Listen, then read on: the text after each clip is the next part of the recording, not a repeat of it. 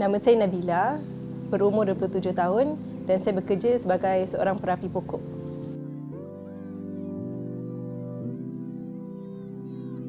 Kenapa pilih? Sebenarnya tak expect pun akan kerja sebagai seorang perapi pokok. Tak pernah fikir pun nak masuk ke industri inilah sebenarnya. Tapi rasanya saya minat kerja ni sebab saya rasa dia lain daripada lain. Dia ada cabaran dia sendiri dan dia ada dia punya excitement yang tersendiri. Saya memang daripada tahun 2015 dah start rock climbing. Lepas tu kawan-kawan pun ajak try tree climbing. Saya cuba tree climbing pada tahun 2016 ke 2017, saya pun tak pasti. Tapi pada tahun 2018 saya memulakan kerja sebagai seorang perapi pokok.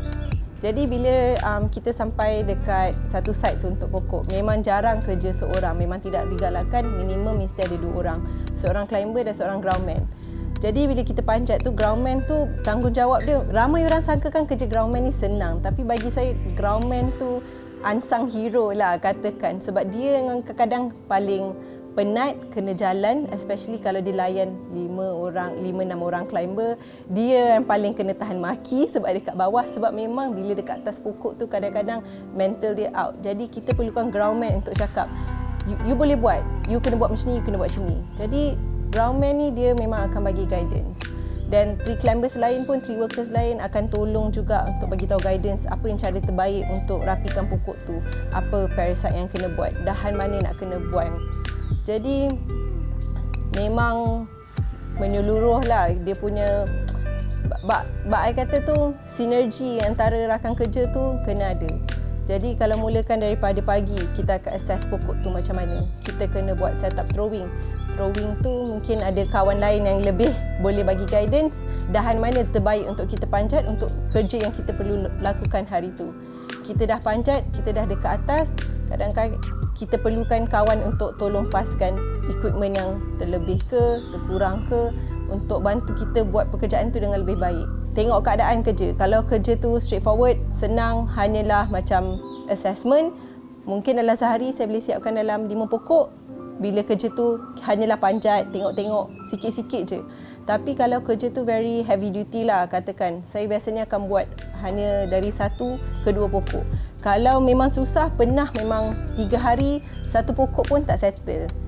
Jadi stres jugalah dalam keadaan macam tu, sebab kita bila kita kerja dengan team, kita dah ada target tau, dalam sebulan kita nak kena, mungkin dalam job contract tu 3 minggu kita kena siapkan berapa ratus pokok. Jadi bila kita tak boleh nak keep tu kita punya KPI lah katakan 2 pokok sehari, dia get very frustrating. Tapi Alhamdulillah so far memang team I akan cakap support lah, tak boleh ke apa. And memang kalau saya rasa tak boleh sangat, saya akan minta tolong mungkin yang lagi berpengalaman yang boleh buat pokok tu lagi laju atau dengan lebih baik. Dalam sebulan hari tu gaji dia dalam 7K, 26 hari bekerja. Kerja susah, penat, sakit badan.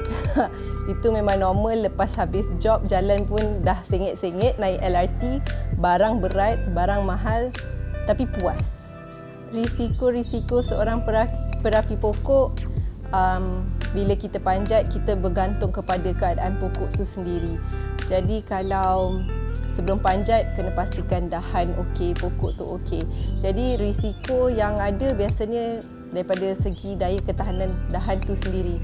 Tapi personally untuk saya, risiko biasanya dalam penggunaan peralatan berbahaya seperti chainsaw.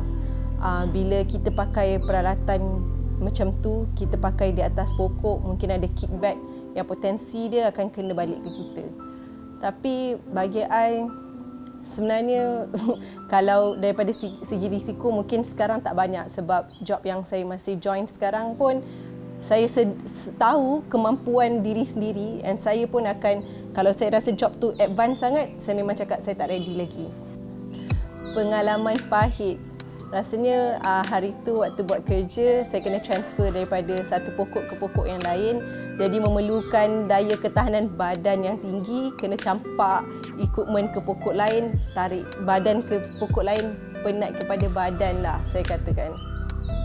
Dia antara perkara yang macam you kena buat baru you akan dapat experience tu.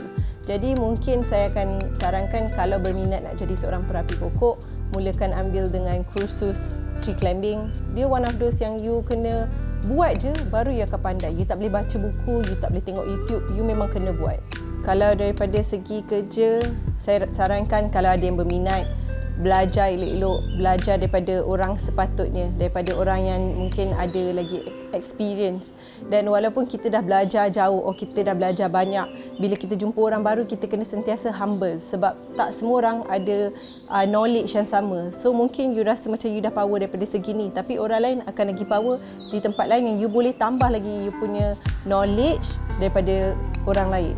Jadi kalau kat Malaysia nak jadi tree worker sekarang, you hanya perlukan sijil tree climbing course level 1, level 2 dan boleh join job, kenal dengan orang yang betul yang boleh tolong guide you untuk buat job. Jadi biasanya kita akan work closely dengan arborist. Arborist ni kita katakan tree doctor. Dia yang pandai lagi pasal pokok tu, kesihatan pokok tu, apa yang perlu dibuat semua tu. Jadi kalau macam saya sendiri berminat untuk advancekan lagi saya punya skill, nak jadi kepada seorang arborist. Jadi daripada tree worker untuk jadi seorang arborist, saya memerlukan 3 tahun pengalaman bekerja dengan pokok, ambil kursus 2 minggu dan kemudiannya ambil exam. Exam tu pun biasanya first time orang akan gagal sebab dia memang susah. Dia syllabus dia memang daripada US, memang dia jaga kualiti siapa yang jadi arborist ni.